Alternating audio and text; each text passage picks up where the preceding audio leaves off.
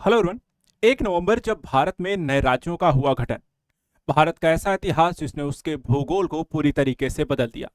वर्तमान स्वरूप में जिस तरह आप भारत को देखते हैं, उसमें सबसे बड़ा और अहम रोल 1 नवंबर का है। आखिर ऐसा क्या हुआ था? आज हम यहाँ पर इस सत्र के बारे में जानेंगे और समझेंगे भारत के इतिहास का उसके भूगोल से किस तरीके से गहरा नाता है। इसमें राज्यों के पुनर्गठन और उससे संबंधित महत्वपूर्ण जानकारियां आप सभी से साझा करते हैं।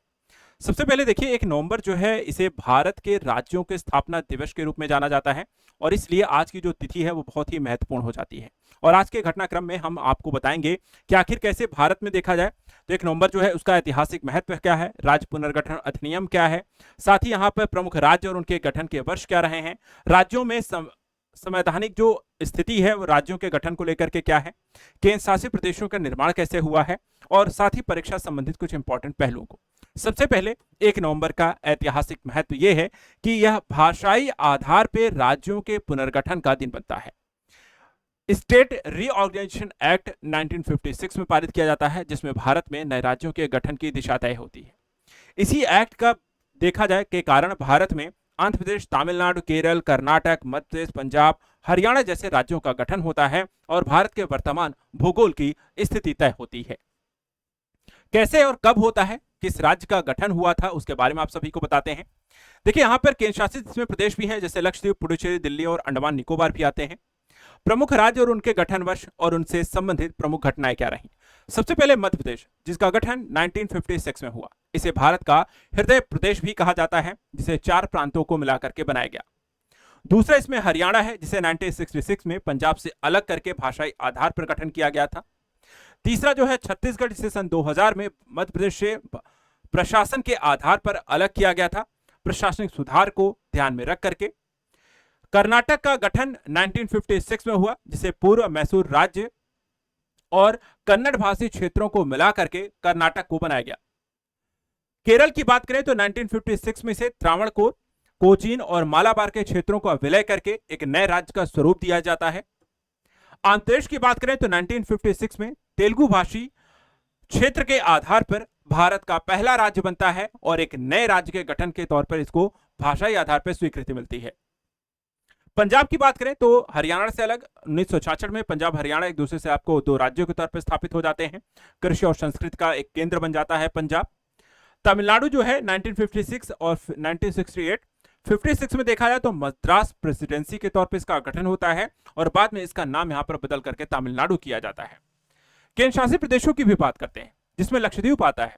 1956 में इसका गठन किया गया। इसे लाखों द्वीपों का समूह भी कहा जाता है। भारत का सबसे छोटे केंद्र शासित प्रदेशों में से है। पुडुचेरी देखा जाए तो 1956 है, फ्रांसीसी उपनिवेश हुआ करता था, जिसका भारत में विलय हुआ और पुडुचेरी देखा जाए तो भारत का यहां पे केंद्र शासित प्रदेश बनता है। दिल्ली की बात करें तो 1956 में से राष्ट्रीय राजधानी क्षेत्र घोषित किया गया। इसे मिनी इंडिया के नाम से भी यहां पर जाना जाता है। और अंडमान निकोबार भी 1956 में केंद्र शासित प्रदेश बनता है और ऐतिहासिक सेल्यूलर जेल के लिए भी यह प्रसिद्ध रहा है। अब चलिए बात करते हैं भारत में राज्यों के संवैधानिक गठन के प्रावधान क्या है। सबसे पहली चीज देखिए, भारत एक संघीय देश है जहां राज्यों और केंद्र शासित प्रदेशों का गठन संविधान के भाग 1 के तहत किया गया है।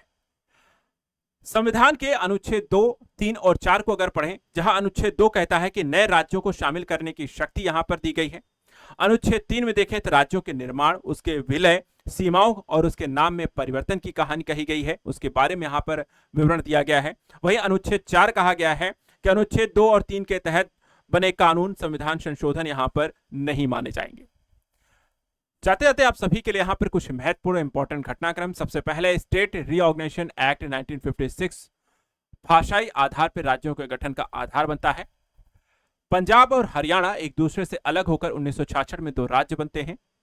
छत्तीसगढ़ को मध्य प्रदेश से अलग किया गया था प्रशासनिक सुधार के दृष्टिकोण से सन 2000 में। राज्य पुनर्गठन आयोग के जो अध्यक्ष 1953 में सबसे पहले तो ये आयोग का गठन किया गया था और इसके जो अध्यक्ष थे उनका नाम था फजल अली। पहला भाषाई राज्य कौन सा बना तो आंध्र प्रदेश 1953 में ही, और नारा था एक भाषा एक राज्य। आप सभी के लिए एक प्रश्न है कि भारत में किसी राज्य की सीमाओं में परिवर्तन करने की शक्ति किसके पास है। ऑप्शन है राष्ट्रपति, राज्यपाल, संसद या सर्वोच्च न्यायालय।